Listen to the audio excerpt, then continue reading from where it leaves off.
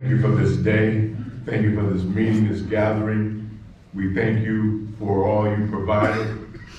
As we celebrated this past Sunday, Easter Sunday, we're grateful and thankful for all you've done for each and every one of us. Thank you for the food that we've had here today. I pray for this organization and for this meeting, for our speaker, and we pray for our community. Pray for all of Stark County. We pray for safety for all of its citizens. And so, Lord, we look to you today, and we thank you for how much you love us and giving us the opportunity to worship you and to share in this club today. And so I thank you for it. In Christ's name I pray. Amen and amen. I pledge allegiance to the flag of the United States of America and to the republic for which it stands, one nation, under God, indivisible, with liberty and justice for all. Play ball.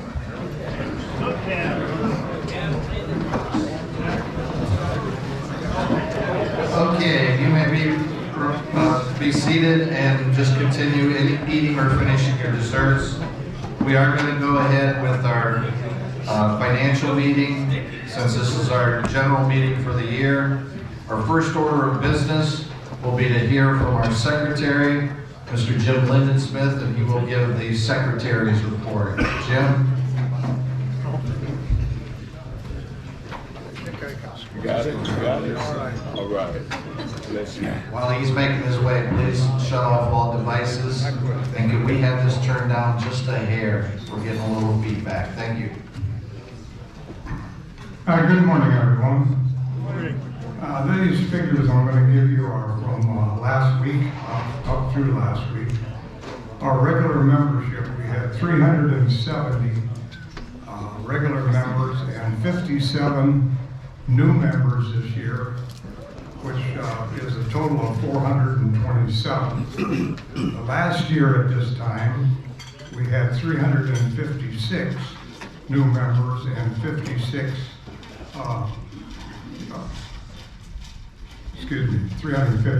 regular members, and new members was 56, which was 412. So the difference between last year and this year is about 25 members.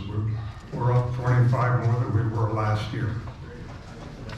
We have 17, or we do have 17 90-plus members.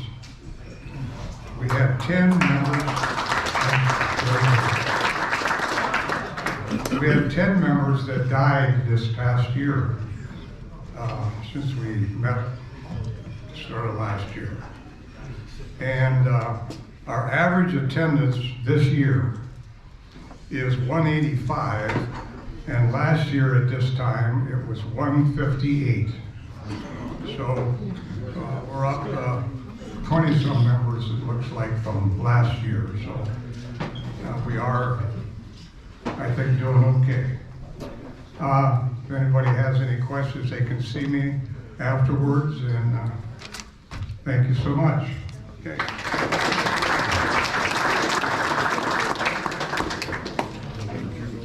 Thank you, Jim. Much appreciated. Next will be our treasurer's report, and they are passed out towards the end of the tables. You may have to share or just take a look and pass it on.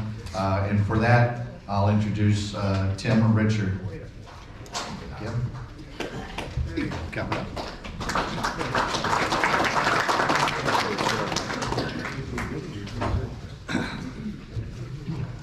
Okay, I did pass out on the tables a report. The one in white is from January through March. Okay, it shows you where we stand right now. In our account, we have a little over 43,000. Sounds real good, but with the banquet coming up, the pullovers we're buying, we have audit and taxes that's coming out, and we do have a donation of $2,000 to scholarship fund through the J. Babe Stern. That'll be coming out later. So it will be going down a little bit, but we started out last year on the sheet, we started out with 30,000, so I think we'll be in the same ballpark. With the banquet and the shirts, we're actually, the shirts themselves are costing us almost the cost of your membership. So, I mean, you're getting a good bang for your buck right now, and we've been able to do that so far, and we'll see where we stand next year. I stand for any questions. No questions. I always do bring a full report in the back. It has our checkbook and everything I can bring in for the whole year if anyone wants to see it. I know someone asked today for the golf outing from last year, and I'm going to try to bring that in next week for him. So thank you all, and appreciate all you do.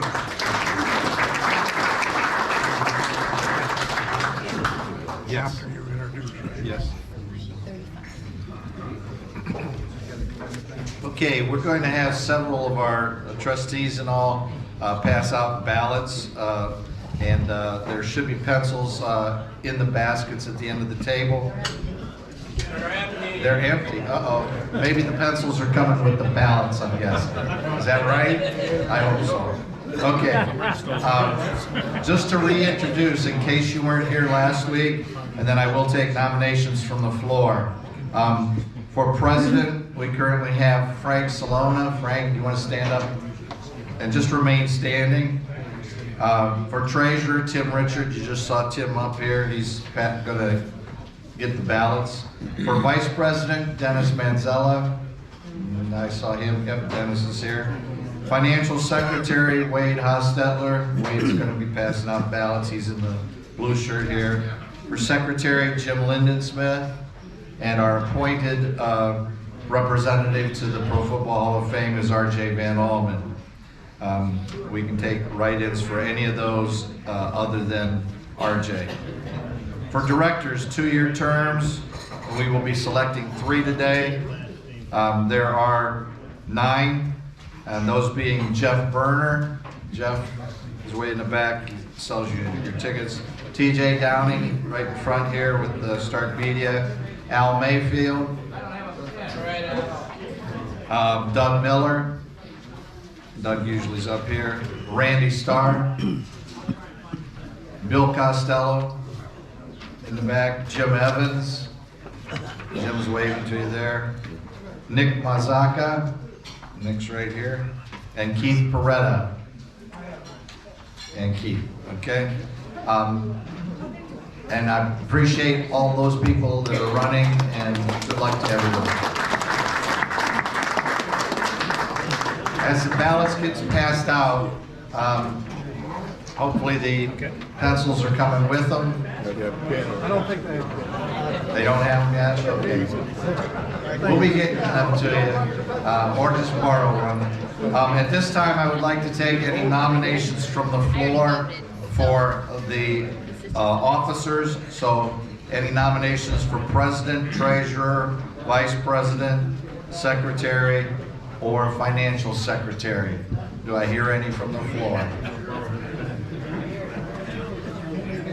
Okay, is there any other nomination write-ins for directors? These are our trustees. It's a 2-year term. Very good. Seeing none, I will announce then that the nominations are closed. You may go ahead and fill out ballots at this time. I'm going to go ahead with the rest of the agenda. And when you finish your ballots, just fold them, and they will be coming down. They should be placed in the baskets at the end.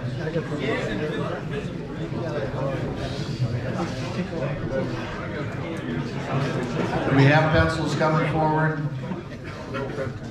No pencils. All right. Somebody's welcome to borrow.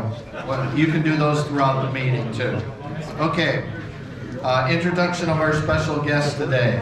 To my right, your left, we have club trustee Becky Richard.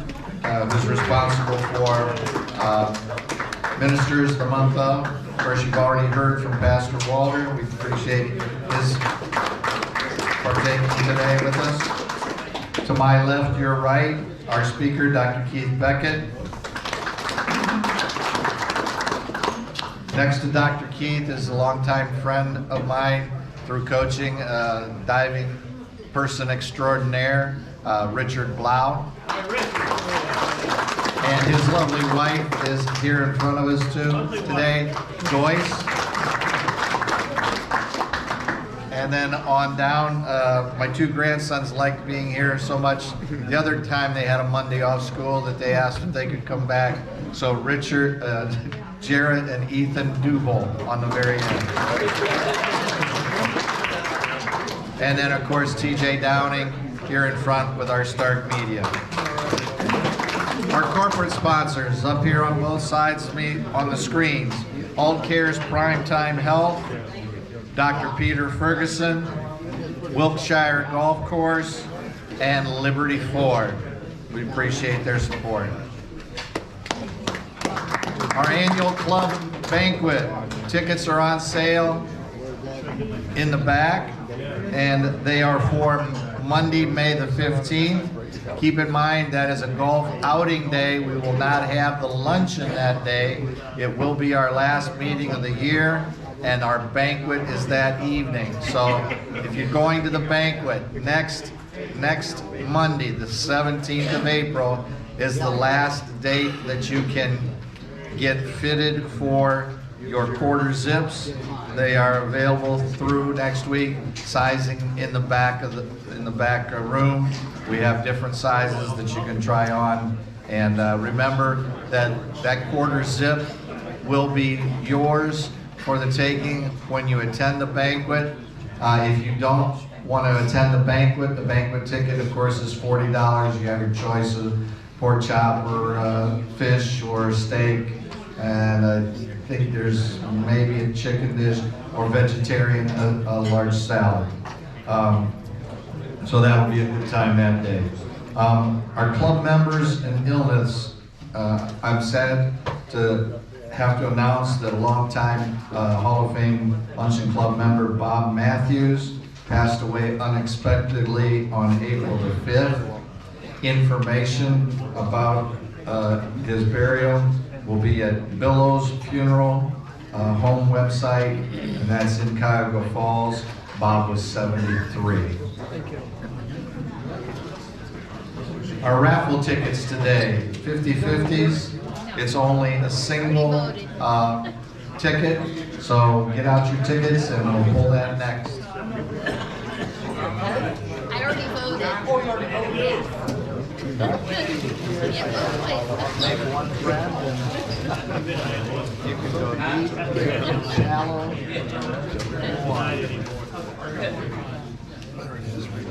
that right there, all right. And the winner. And the winner is, for today, it is $143. Ozzy will have the cash for you, and the number is 980. There's no two rolls today.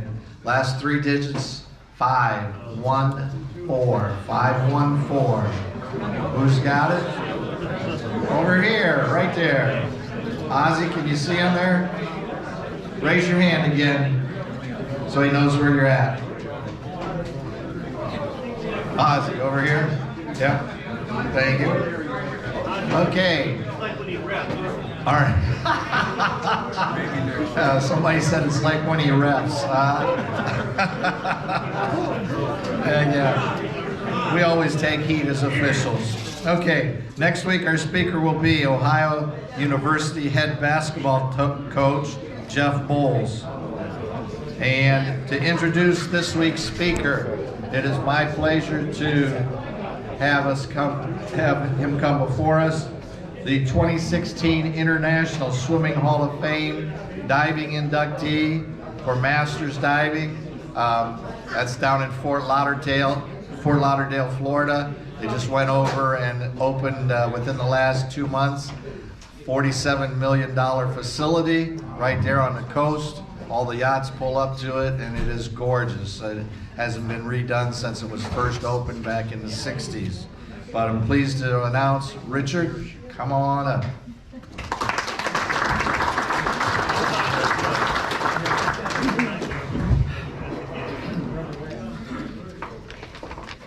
Well, I thought I would try to find something that associated me with our guest this afternoon.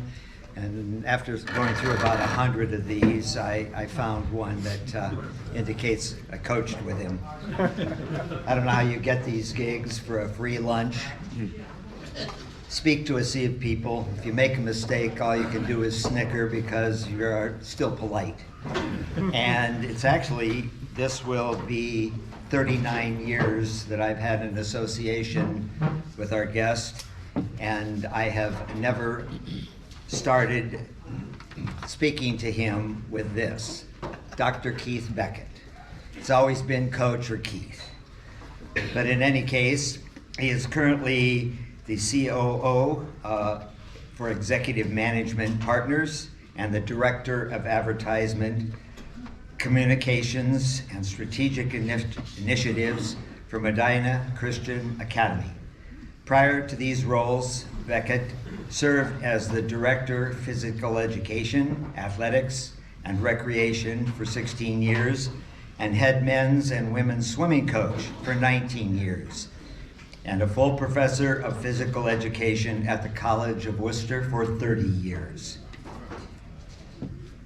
Several facility additions and renovations took place under Keith's leadership as athletic director, most notably the $30 million Scots Center, which opened in 2012.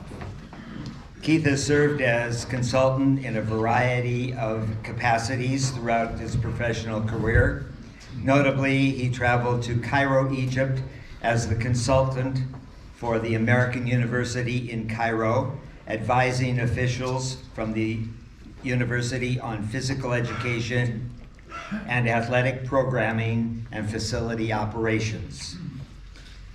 A little more. That way my glasses still work.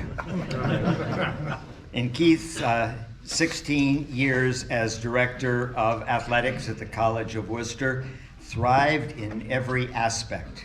National prominence was achieved in men's basketball, Division III in 2 Final Fours, and baseball, Division III World Series twice.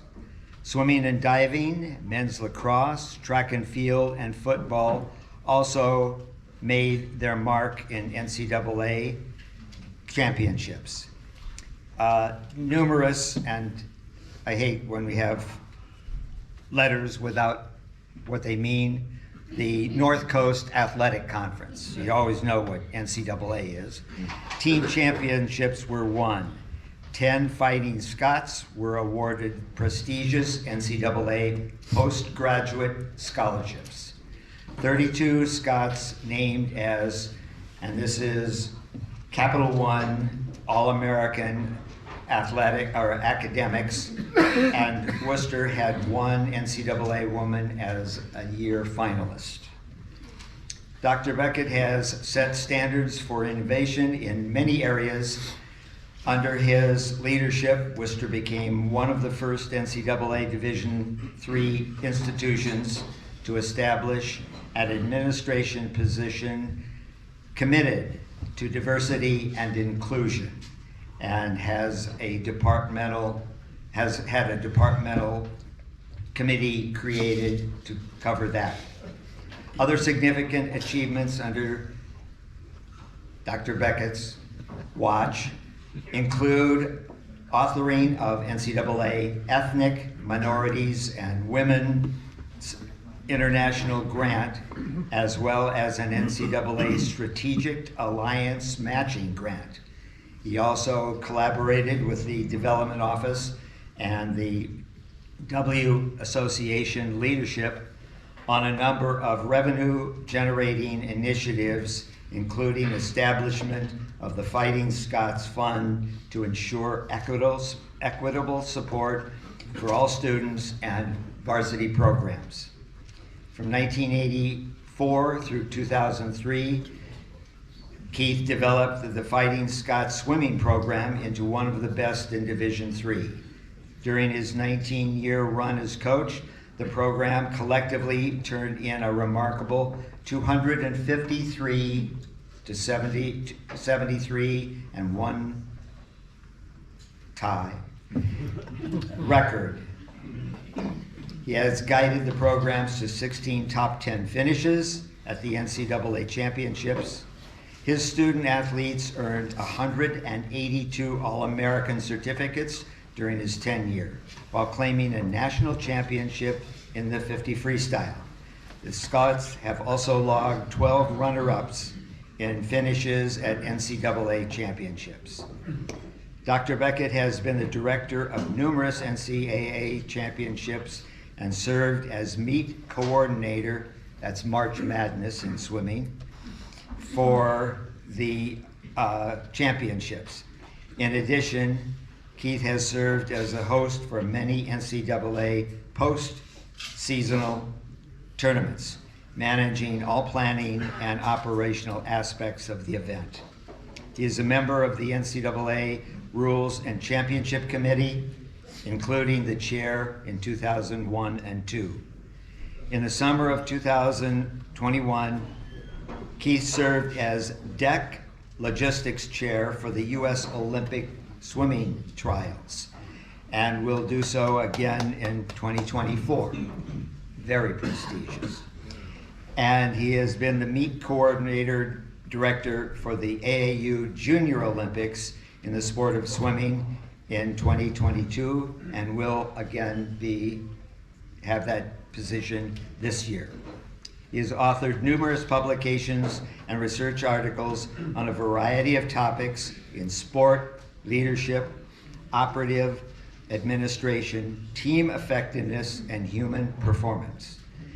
And as I say, it's been a long time, but Keith has a BS and an MS degrees from Indiana University of Pennsylvania and a PhD from the University of Pittsburgh. And I would dearly like to say that working with him was a genuine, very genuine endeavor. Dr. Keith Beckett.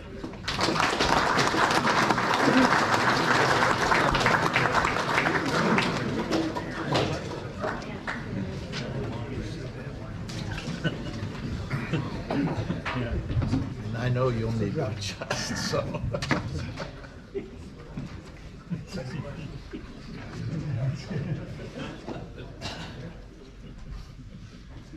Yeah, so I'm trying to get my phone set so I do not exceed my allotted time. So I want to make sure that I'm, clear on. You got 46 minutes. 46 minutes, okay. It's my distinct pleasure to be here today with each and every one of you, and so right out the gate, get rid of the doctor. I'm Keith, or coach. That's what I've been referred to my entire life. I remember when I received my PhD and sitting down with my dad, and my nickname, he always called me Keto. I don't know why he called me that, but that was my nickname, and he clearly stated, I don't care what degree you have, what you have, you're always going to be Keto as far as I'm concerned. So as I was thinking about today, and after RJ and Jim had reached out to me about this opportunity, I reflected back, and I've truly had a very blessed journey. I've had a lot of experiences, and you hear the highlights that Richard put out there. They weren't all highlights. There was a lot of ups and downs, great times and miserable times. And I often sit around and my wife, talks to me and says, would you do it all again? You know, I really think, you know, you debate with me a lot, Keith. You know, I think you'd have been a great attorney. We'd have lived a much better lifestyle if you would have, you know, accepted that, you know. And when I sit and think about it, it's like, no, I wouldn't change anything in these experiences. And I was thinking a little bit about what the topic might be for today. Should I talk about my coaching? Should I talk about my athletic administration? Should I talk about my teaching? Should I talk about my consulting, working major NCAA events, etc.? And I decided it's best to leave it up to the distinguished guests that are here. When I'm done, there'll be ample time for questions. And so if there's something you want to learn about me, I'm more than happy to talk about it. And so as I was pondering this, I came up with this important thing that I thought was of extreme value.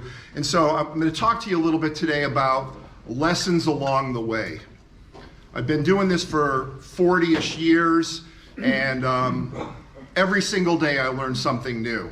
And you know, you hear a lot of of individuals' accomplishments, and you kick back and think, wow, you know, that's the person we want to learn from. Well, I'm here to say, if I had the time and you all had the time, I'd love to sit in the middle of this floor and meet with you one at a time, 20 minutes. I could pick your brains, and I think I would come out a much more fulfilled person. But in light of that, today it's a little bit about lessons along the way. And the first lesson for me was relationships are the secret sauce. Everything that I've accomplished in my life is attributed to relationships that I formed. Outstanding mentors, individuals that I never ever thought I would have relationships with, that have led to a lot of the opportunities that you heard about throughout that thing. But one of the things that I learned much later in my journey than I really wanted to was in those relationships, you really need to focus those relationships and surround yourself with individuals that are lifting you up, not pulling you down. And that's been a really important thing. And when I I was preparing for this and I sat back and thought a lot about it, I wasted a lot of time trying to perfect toxic relationships, spending time worried about people that had nothing in their, objective status other than to bring me down or to demean me or to cause me harm. And I spent too much time focusing on that. So, lesson one, relationships are the secret sauce. And when you do that, surround yourself with people that will lift you up. The second lesson that I really learned along the way is trust is essential for team effectiveness.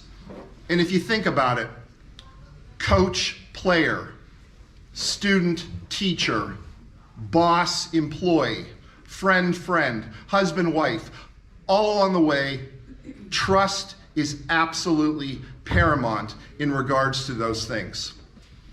And as you'll hear repeated many times throughout this story, it took me a long time to understand the importance of trust and what it really takes to have a trusting relationship, regardless of what that status was.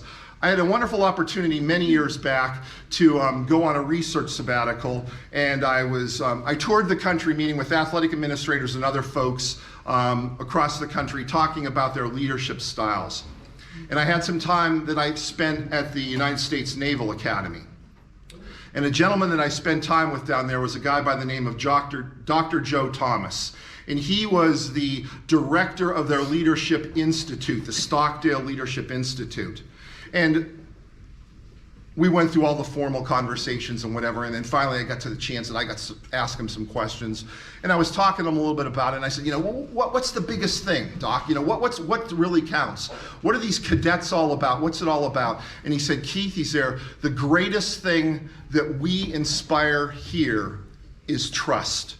He goes, it's the one element that every cadet molds their life around.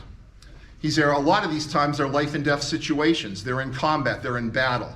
And knowing that the person is standing beside you on either side, behind you and in front of you, you are trusting them with one of your most precious gifts, your life. And that trust aspect is very, very important. And so after that time with them, again, much later in my journey than I wanted, I really put a lot of premium on trust as an effective aspect. One of the greatest lessons I learned along the way was listen more and talk less. Now, I started my professional journey and had a lot of accolades early on in my career. And so, I'm this young guy thinking, I know it all. I've got it all mastered down. Look at me, look at where I am. And Simon Sinek, who's an individual that I've studied a lot, I read his book and I read, listened to him speak a lot, and he said, the real focus is great leaders, great people, they listen. They're the last to talk. And Stephen Covey, who many of you probably are aware of, he said, usually what we do is we listen to respond. We don't listen to understand. And so far too late in my journey, I try to be the last person to talk. I want all those around me to offer up all their thoughts, all their ideas, whether I agree or disagree. I don't want to be the person that's interrupting and trying to sway the tide. I want to learn from them and understand why those aspects are coming forward. The next lesson was don't be afraid to ask questions. One of the most, really, it was humbling and it was, quite an honor, was early in my career as a swimming coach at the College of Wooster. Within our conference, some of you might know that have any exposure or experience with swimming, a college by the name of Kenyon College. A gentleman by the name of Jim Steen was their head coach. I can't even tell you, whether it was 30 national titles in a row. It was a lot of national titles. And we had just completed our conference championship, which is kind of the road to, as Richard, the Final Four, the show, the big deal there. And we did okay, but we were a young and upcoming team, nothing really outstanding, had a small group that made the national qualifying time, but I was really excited and pleased with the way that my student athletes had performed. Very content with that. I'm sitting in my office one day and the phone rings.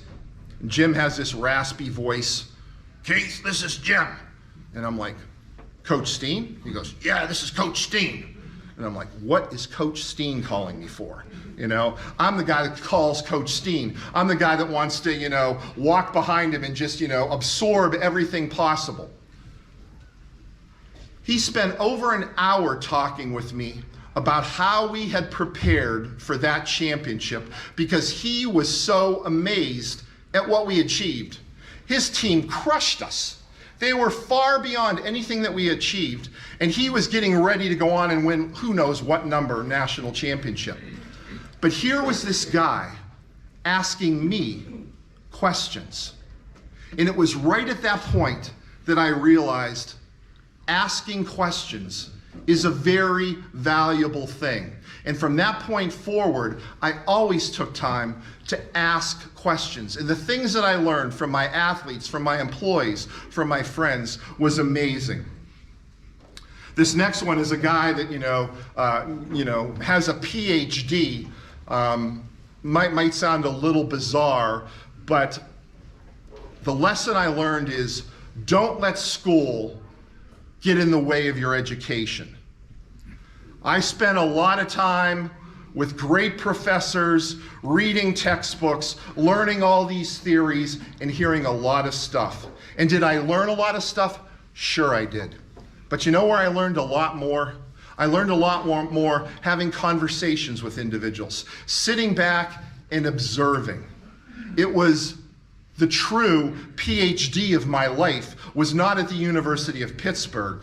It was my life and all of the things that I took in. So you have to be careful. Sometimes, the pearly gates of, higher academia, you're gonna learn a lot more outside those particular areas.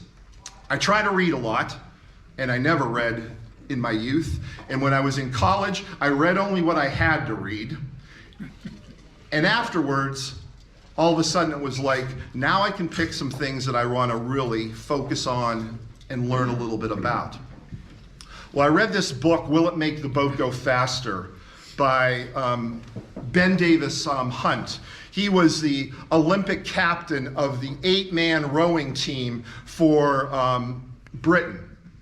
And early in their, Britain's history, they had domination in the sculling. And then they went on a bad patch. And when I say bad patch, they were embarrassing themselves over and over and over. Well, he got elected as the captain. He made the team, 7 other guys, and it just looked terrible. And they were going to be having the particular Olympic Games. England was hosting them. And they were like, we're going to be an embarrassment again. And all the way leading up to that particular championship, their competitions, their results were far inferior to even being close to making the podium, let alone their inevitable goal of winning the gold medal. And so they decided, we're putting aside all the theories, all of this stuff, and one night at a pub, this team is sitting around and they're like, what can we do to be a better team? And probably a little bit intoxicated, they're sitting there and they're talking and whatever. And one guy goes, I know what we need to do. And they said, well, what's that? And he said, we need to do anything that's going to make the boat go faster. And everyone looks at him and is like, yeah, you idiot, of course. We want the boat to go faster. And Ben Hunt Davis was like, that's brilliant. And the rest of the team turned to him like, what are you talking about? He's there.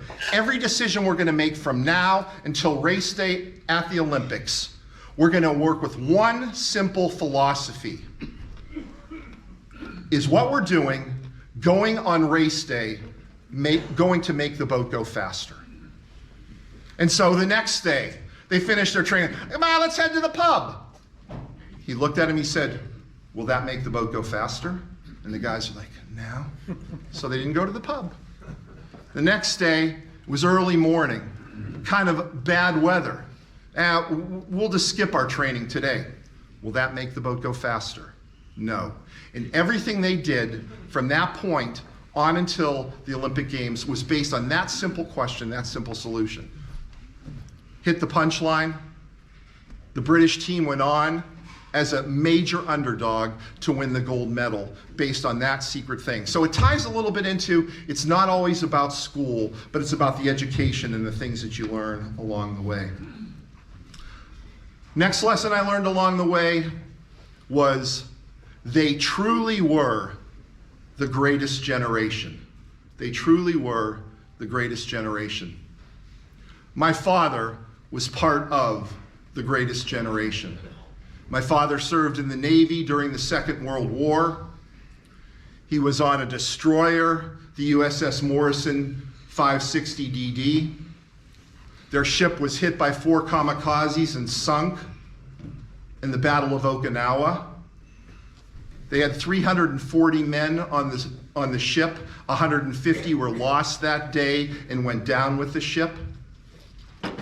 And I didn't learn a lot about this early on in my life. After my mom passed away, much earlier than my dad or I ever expected, they had started this reunion group. The survivors of the USS Morrison would get together each year on May 5th, the anniversary of the sinking of the Morrison.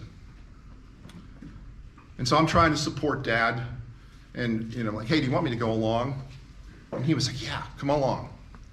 And I saw him leading up to it, I'm trying to learn a little bit more about what happened. Would never talk about it. Never talked about his experience, never talked at all about it. Get there, and I start meeting these other men. And I really was touched and humbled by their sacrifice, their patriotism, their love of the country, their work ethic, and other things. And the stories started to flow.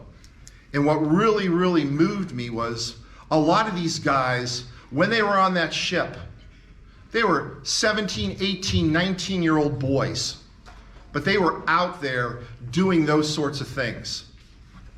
Several years later, they were looking for a leader of their Morrison Association group, and my dad's like, "Oh, Keto, how about you do it?" And I'm like, Dad, I don't really know if I should be doing it. I wasn't formally in the military or anything. Anyways, they have, just much like you have, they have a voting and whatever, and these guys like, "Yeah, Keith's the guy, we want him." I'm like, okay, here I am. And I spent the next 25 years, 5 years following my father's passing, up until last year when the last survivor of the USS Morrison passed, and we're continuing the tradition on. But the lessons that I learned, and I think that are out there from the greatest generation, were unbelievable. Next lesson, be grateful and be humble. Be grateful and be humble. Early in my career, as a young coach and professor, well, not really then, I was an instructor under the hierarchy. I was, one step above pond scum in the old college system. And I met this older professor, a guy by the chemistry professor, had nothing at all to do with athletics. His name was Dr. Ted Williams. And he comes up to me and we're talking, I'm talking about, the team that I had at the point, pardon the bluntness, but they sucked. They were terrible. I'm like, "Ted, this is a disaster. I don't know what I've got into. No one in the physical education department has gotten tenure in decades. What am I doing here?" And he shared a quote that Harry Truman had once shared. And so pardon me for reading it, but I didn't want to get it correct. "It's amazing what you can accomplish if you do not care who gets the credit." And he said, "Keith," he's there, "don't worry about who gets the credit. Just go out and do the best thing that you can."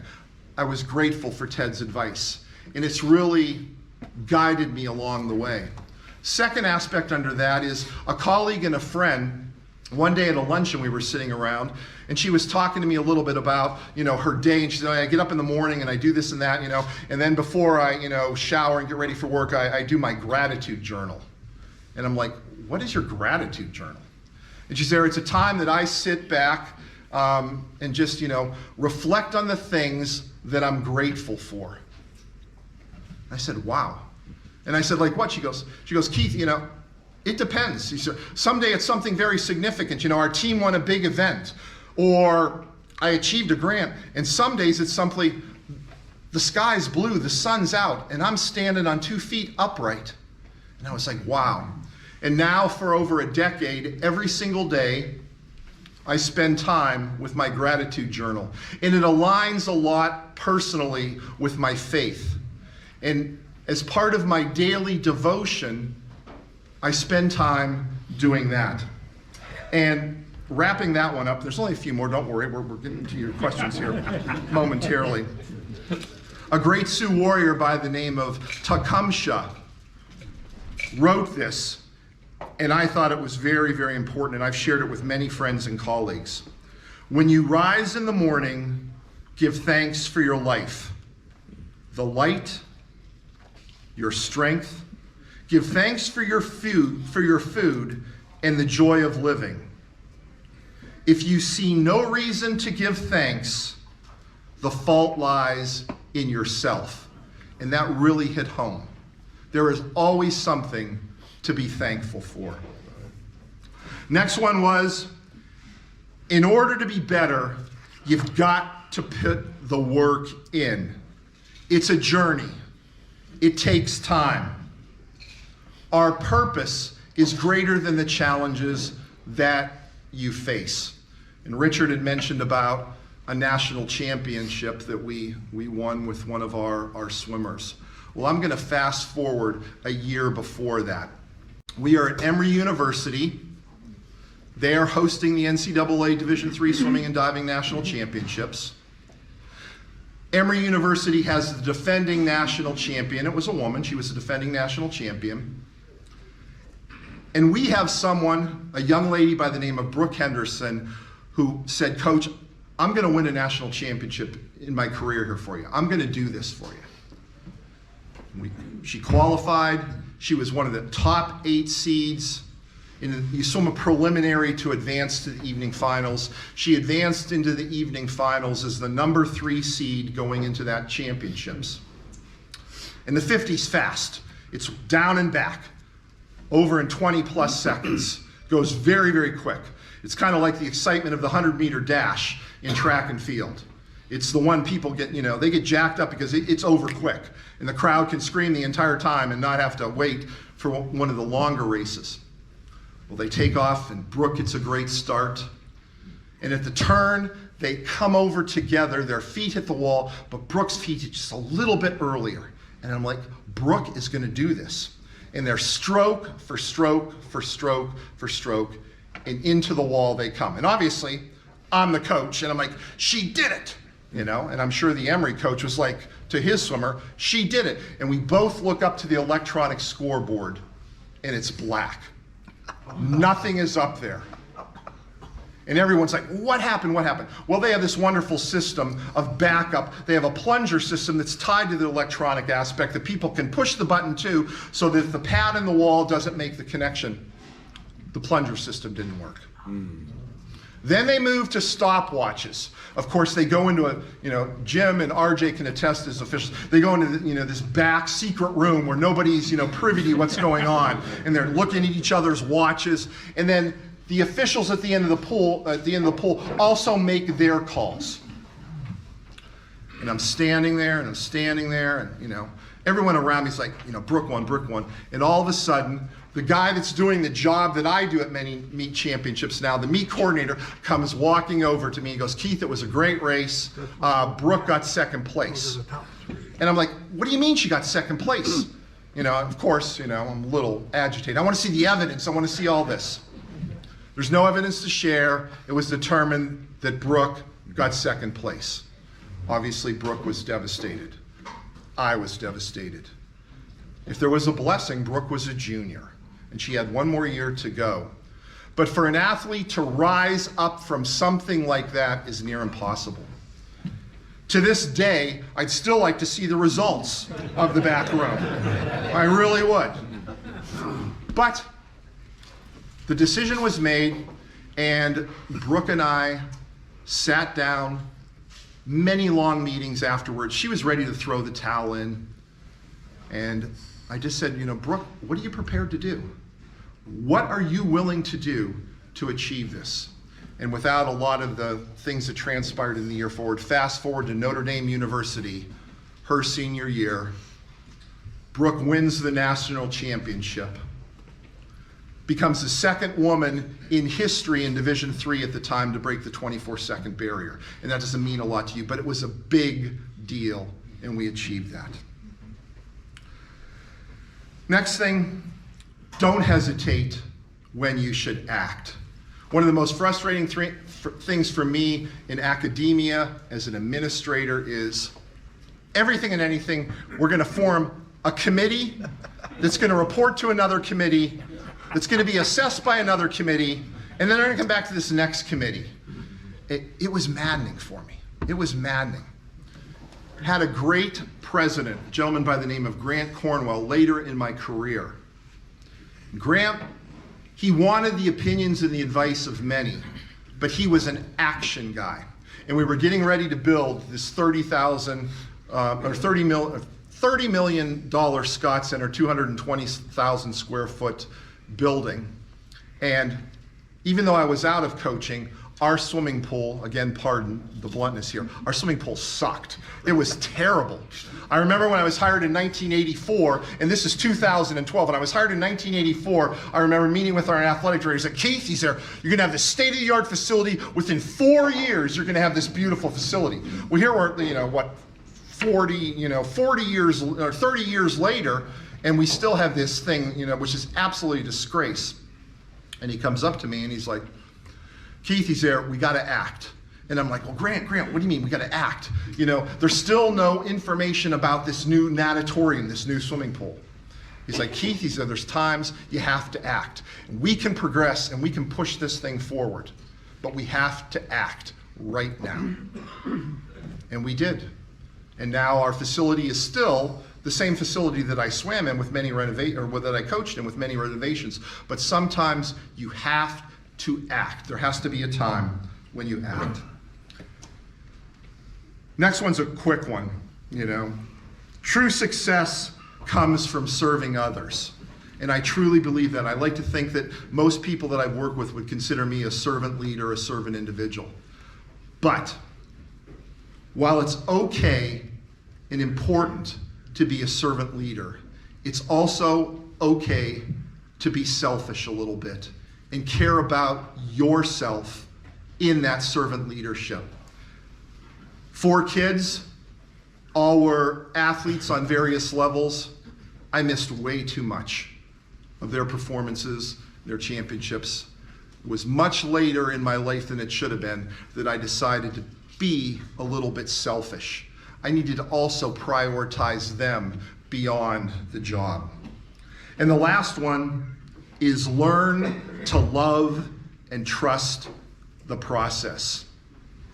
Again, I don't expect that many of you understand and know the sport of swimming. But the sport of swimming is about a starting point and an ending point. And really, everything in between doesn't really matter a whole heck of a lot. If you think about swimming in the Olympic Games, every 4 years, we get all excited. It's one of the most popular sports that we follow, but it's for that short period of time that something happens. And these athletes prepare for 4 years for this.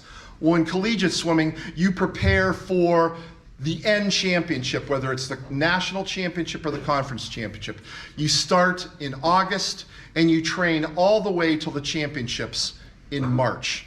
It's about getting to that point. It's different than basketball. It's different than football, where there's each game, each week is very important in that quest to get there. It doesn't matter. You can be the slowest swimmer in the world, but if on that given day you have the best time, it's the greatest result. So it's a difficult process, and it's hard to get people to trust that, but you have to trust the process. And in virtually every aspect of my professional journey, I had to learn and understand that there's a process. I'm a guy that doesn't mess around. You picked up on the, forget the committees. This is the answer. Let's go do it right now. But you have to be patient and trust the process. Now, I could talk for 3 hours on other lessons I learned, but those are some of the ones that I learned along the way that I think really impacted me and I thought was valuable to share with each of you today. Thanks a bunch.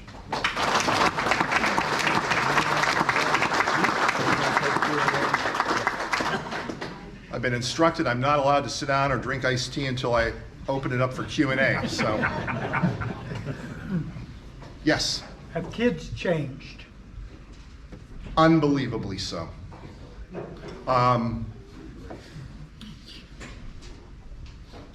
this is my perception. So, I don't want to say, that I'm all-knowing, but I believe that many kids today have become overly entitled, do not want to put in the sacrifice and work.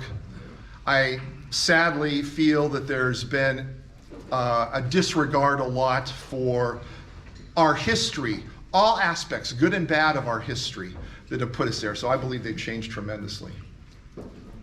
Yes, sir. Yeah, you mentioned get rid of toxic people. If you have a player that becomes toxic, you just give up on them? No. What we used to say. Repeat the question, please. The question was, I mentioned about, surrounding yourself with people that are positive and don't waste your time on those toxic individuals. And what we used to always tell our athletes was, we are here and we're prepared to do as much as you want for you, but you're going to have to come forward and be involved and participate and be, dealing with that. And so we never got to a point of kicking someone off because they were toxic. If they did something that was detrimental to a team rule or whatever, they lost their membership. But what we did do was, when you get to a championship and you have 40 people swimming, and everyone obviously is worried most about how did I do? I had a great race. Jim, my race was terrible. This program blows. The coaches are terrible. They don't know what they're doing. And what we did was we focused on the positive aspects. Now, if at the end of the meet everyone blew and everyone was terrible, then I'm going to look back and say, what did I do? Because I really blew something here, you know. But when you get one kid or two kids that are trying to badmouth the program and talk about everything, and you've got 37 or 38 of them that are just excited and, you know, counting their blessings. Early in my coaching career, I was worried about these two kids. Oh my gosh, what can I do? How can I calm Jimmy? How can I calm Susie? How can I make them feel better? And it became like, you know what? Jimmy missed half his practices. Jimmy didn't follow this. Jimmy didn't do that. Susie didn't do this. And here's Timmy and Sally and Jane. They did great, and I'm going to celebrate with them instead of lament that. So that's what we did with that. Yes. Go ahead. Were you a Boy Scout? I was a Boy Scout. Eagle. Are you a Boy Scout? Yeah, I got first class first year. Congratulations. That's outstanding. Keep going that way. Yes, sir. What recommendations do you have as our nation as a whole? Repeat the question. The question was, what recommendations do I have for the nation as a whole? Is this a time where I say, cut the video, turn the video off?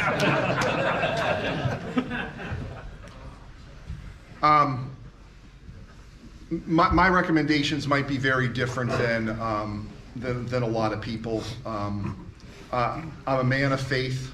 I'm a Christian, and I'm very trusting in that relationship.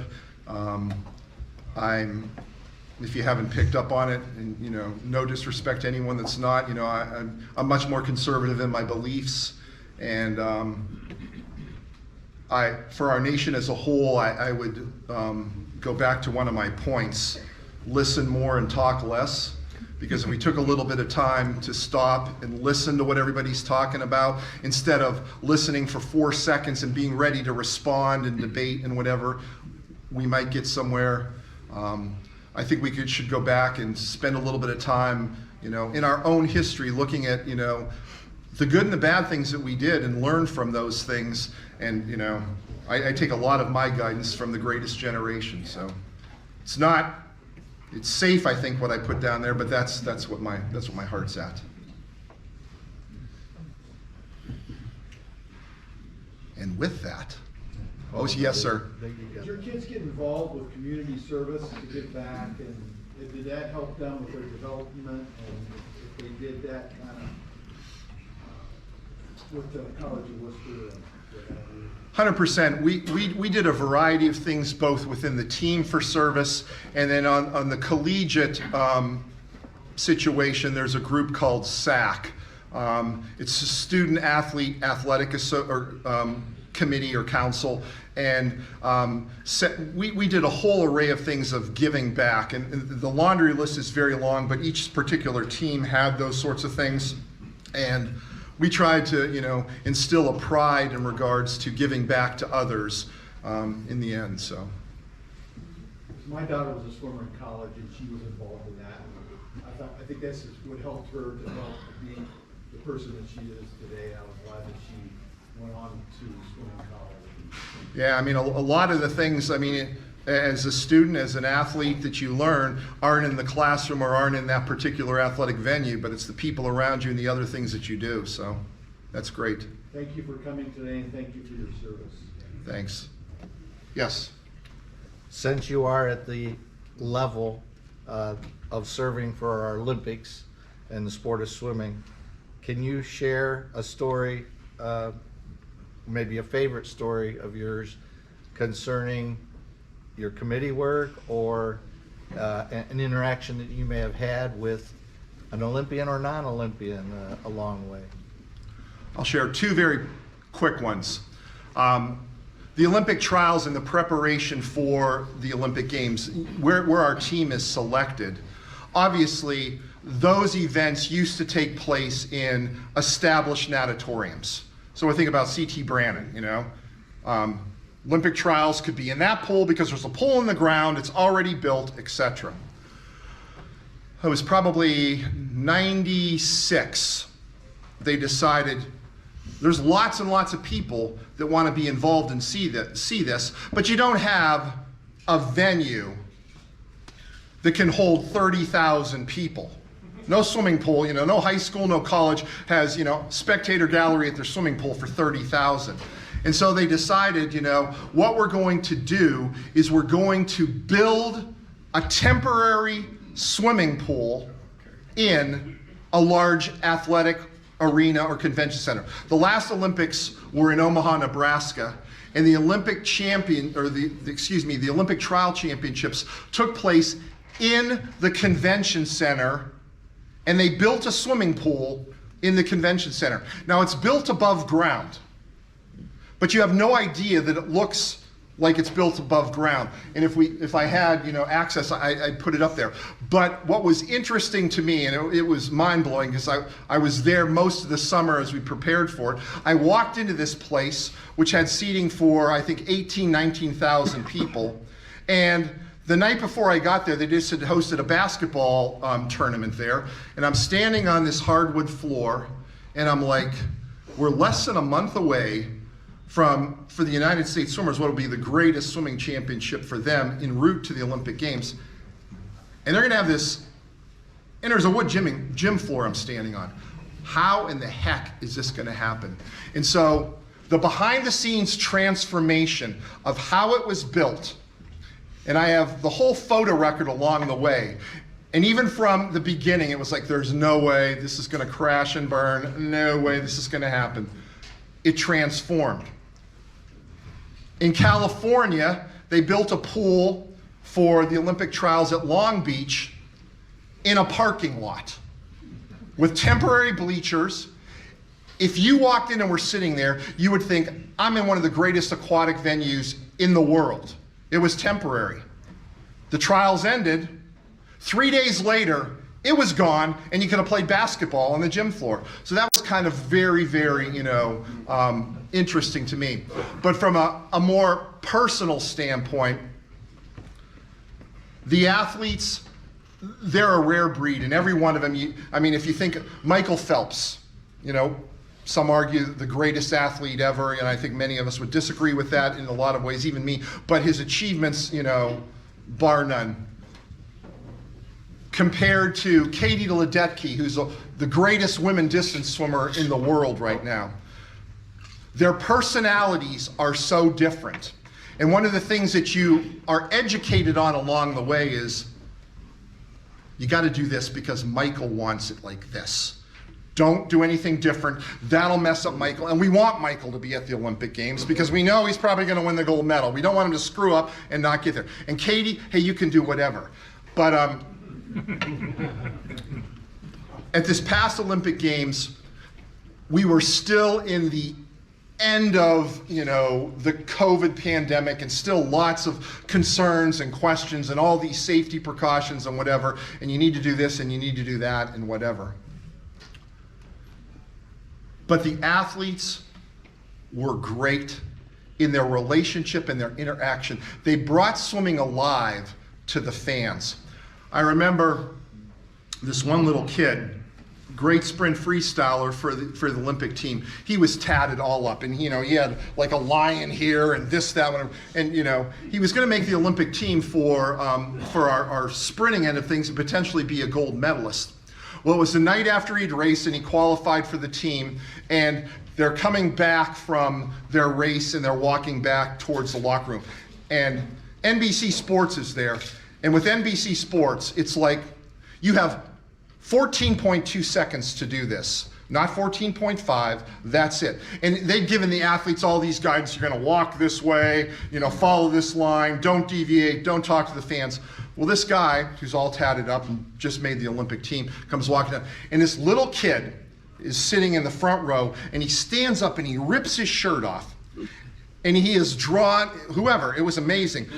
He looked just like the swimmer. And the little kid gives one of these, and the swimmer walks over and they're flexing together, and it was just the emotion of that. And here's a guy that's going on to the Olympic team, and he just took time to spend some time with this little kid and celebrate it. So there's thousands of stories, but those are two that. Thank you. Have a great afternoon, everyone. Thanks again for having me.